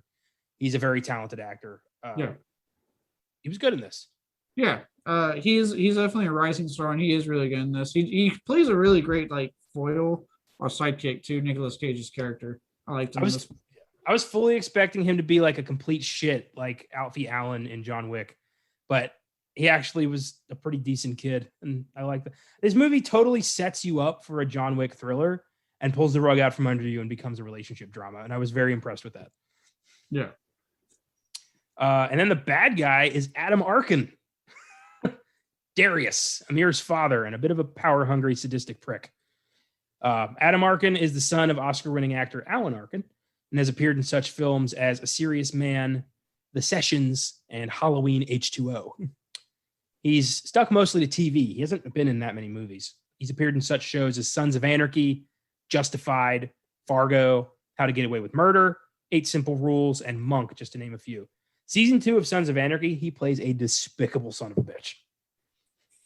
Ethan Zobel, a businessman who is funding the Aryan Nation. He is a real horrible human being and one of the best bad guys that show ever had. He plays bad good. I'm mostly only familiar with him with things like Halloween H2O, so I've only seen him like a good guy role. So every time I see him bad, I'm like, oh wait, okay, that's that guy. But he does good. He does good in this too. I mean, he plays like the part well. I believe it when he tells Cage, like, you try to fuck with me and I'll turn that thing into bacon. Like, I believe that. Like, this guy does not make empty threats. Yeah, like he's going to do exactly what he says. I remember in Monk, he was one of the actors who played Dale the Whale, the giant fat dude who hated Monk a lot. He popped up like 3-4 times. Once was Adam Arkin, once was Tim Curry, and then the third or fourth time it was some dude, I don't know. But yeah, neat. I love Monk. It's the close. It's a show that it's like feels like jazz to me. I don't know. Not the time. Pig has an IMDb score of 7.1, Rotten Tomatoes score of 97%. This is getting critical acclaim across the board. It's not doing too hot at the box office. It's only grossed about a little under $950,000. That's kind of for this kind of film is kind of expected though. I honestly really wonder why they thought this would be a theater release and not like a VOD. Yeah. It's hardly the film's fault. Yeah, this is a movie that when I was watching it, I could kind of tell with the audience. I don't think I was alone in how the audience felt. It's just like I'm not, and this is not me trying to take a dig at the movie. It's just like you gotta know what's the theater release is going to make you money and what's probably better to do VOD. This would have been better VOD, and I feel like they probably would have gotten the money back a lot easier on it than trying to do a theatrical only release, especially on a weekend like this when you have like a bigger budget horror film coming out and a shitty fucking sequel, but whatever. Yeah, indie films never stand a chance against the blockbusters, but I mean, I still like seeing them. I had to really hunt this down. It was only playing at one theater in my area, and I had to drive quite a distance to see this. So I'm glad I did, but I would have preferred a nice Vudu rental like I got to do last couple weeks. Yeah. Don't get me wrong, like last time through this, but yeah, I could have done with the Vudu rental instead. Well, let's discuss some highlights of Pig. I really liked this movie. I thought it was smart. I thought the relationships felt really realistic. You don't see a lot of films about like the dark side of being a chef. You don't see that. You don't. But I also felt like some stuff was exaggerated. I doubt they have an underground fight club going on. I'll give you that. That was an odd little bit of, I feel like Portland doesn't have a chef fight club. That honestly, like I know that scene was probably a metaphor for something, but that was the one scene that was like honestly kind of weird to me. It was like I don't need this scene because it's just a grounded film. Yeah. This felt weird. Well, that was his way of revealing his name and like understanding, oh, this guy used to be somebody. I don't really understand why he had to get punched to get the information. That was an odd part of the film. I'll give you that. It's odd. It's a weird part. I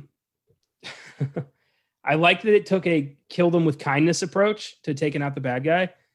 That scene honestly had me so touched when Rob teaches Amir how to make that meal that his parents once had that made them so happy. And Adam Arkin's reaction to the flavors was so beautiful when he just collapsed and couldn't handle it because it made him, he remembered his wife and how much he loved her. That was so touching. I was really like, my heart was skipping a beat. I was like, Jesus Christ, that's a lot.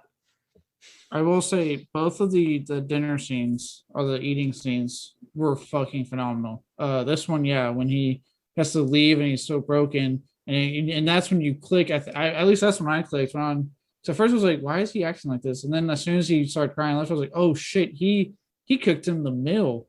And he goes in his room and he says the line, you know, I remember all of the meals I cooked and who I cooked them for.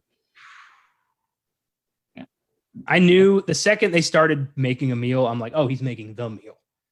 But it was just, I thought Adam Arkin's performance there where he's like, huh, that's, like he could say, he doesn't say anything, but you can see in his eyes, he's like, oh, that's familiar. He's trying to place it. And then when he finally does with the wine, he's like, oh God. Like it was so, I want a best supporting actor nomination for him. I really do. All around that whole, like both of them put off outstanding performances because then when they get to the office and he finally tells them about the pig and he's like, I'm sorry, but those junkies, they beat it up too bad. There's something we could do. And all it shows is Cage's face and you see him break. And when you just see him just break and then finally it just release. And it is, again, why this guy's such a great actor. Like holy shit, you felt it. Like you felt like he officially lost everything. Well, it's very clear in the movie, he never got over his wife and he poured all of his love into that pig. Everything he had left to give, he gave to that pig, and losing the pig was it. He lost his wife all over again. It was the same level of destruction. And God, did he do a good job showing that. Yeah. Like I said, when you see that break and you see him just like essentially the pre-sob, and you're like, oh shit, oh God, and then he just fucking falls to the ground. It's like, God damn, that was all he had left. It's all he had left as a man was that, and it's now gone from him. I love the scene where they go to the like smoky fusion restaurant, the Super Portland restaurant. That was the second scene I actually really, really liked. And the chef is just this like smiling, like fake smile motherfucker.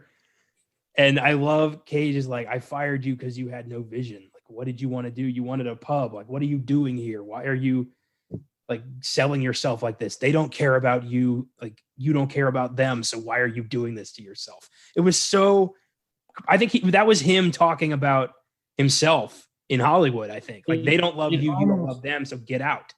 Yeah, it almost felt like I would say Mandy. It dealt with like his divorce and all that stuff at the time.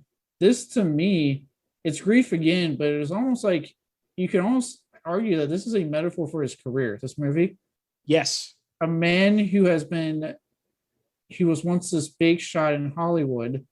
And then got thrown aside, and something happens that requires him to revisit, and all you can see is this foreign ward that doesn't make sense to them anymore. They do actually a really good job when you go into the city, and it's just immediate noise and lights, and you can tell this is not his ward no longer. But you can see that everybody he encounters is standing on his shoulders. Like everyone he runs into is there because of what he did. And you could argue there's a lot of actors in Hollywood who maybe owe something to Cage in certain movies, got to be supporting actors in his early roles and now are big shots. Yeah. Maybe. Yeah, and I think I do think that scene you could make it, and I don't know because I don't know the background of this movie, but it could have been very well been a metaphor because it did feel like that when he's like, they don't care about you, that's why you're doing it. This is what you wanted to do. It's almost like Cage talked to himself, like, you tried the Hollywood thing. Why do you want to? They don't care about you. Just keep doing this, what you're doing now. Yeah. I love when he asked the guy, what was your signature dish going to be? And he rattles it off immediately. He's never stopped thinking about the pub. And then he says, like, I love this line. We don't get a lot of things to really care about. Like, fuck, man. Like, really, like, he's right. Embrace what you love. Do you, because no one else is going to do it. Always fight 100% for what you believe in, regardless of what it is. Love, art, anything. I love that idea. That's a great message. Yeah, and again, it can go back to Cage's career. Do what you love. He's consistently done a career, minus that period of time where you had to kind of say yes to everything because of his debt. He's done what he loves, and now his resurgence, right? He's doing what he loves. Hollywood's turned his back on him, and now he's saying, "Well, I'm going to do this type of film and do things that I love that the audience is there for and I'm getting from it." So, yeah, it's a beautiful metaphor for grief, which is what he's doing, and could just easily be a metaphor for his career. Yeah, absolutely. I do think at the end of the film, he is going to kill himself. That's what I got when he looked up. I was like, I think he's going to. This is it. He made peace with Amir. He came home. He gets to hear his wife one last time. He's got nothing left to live for. Amir keeps making the comment constantly throughout the movie. I'm the only one that will ever know if you offed yourself because I know where you live, and I'm the only one that sees you every single week. And remember what he says to him? The last thing he says to him, "See you Thursday." It's almost like, I didn't even think about that part. It's almost like he's going to do it, knowing that Amir will be there to see him. And then there's that also, and it's kind of coming together because then there was that line, remember when Amir goes to the funeral home, and that lady makes the comment, "I kept the one next to hers empty just for him." Jesus, that's the movie almost paints this really nihilistic ending of but in a weird way, it's both nihilistic, I think, and hopeful in the sense that, it's, again, because the whole movie is a big theme of grief and how do you move on? And it's kind of showing you, unfortunately for some people, this is the answer for them. I'm not saying it's the best answer. It's not a good answer, but it is, what can you do when you have nothing else to live for anymore? But on the other side, you've got Adam Arkin, who's refusing to let his wife die, who tried to kill herself. Mm-hmm. And he's turned into a sour, bitter, angry man who just has nothing left to care about. And he's pushing his son away. I think, but that meal reminded him that life is worth living, and there are things that you can care about that you need to care about. So I feel like, damn, Cage, Rob put his last bit of hope into that meal and gave it to somebody else. He gave his gift to Amir, almost like it's your turn to shine because you're young and you're not settled with this grief. I reminds the whole thing with his mom, but you still have a shot, unlike us older men who have lived a life and we can't get past our own grief. You know what I mean? Because that's ultimately what this is, that the other one is getting past their grief in a healthy fashion. No. Damn, and you gave this a 7? We're getting some real insight here. I bump it up now that I'm talking about it. Oh, you know what's weird?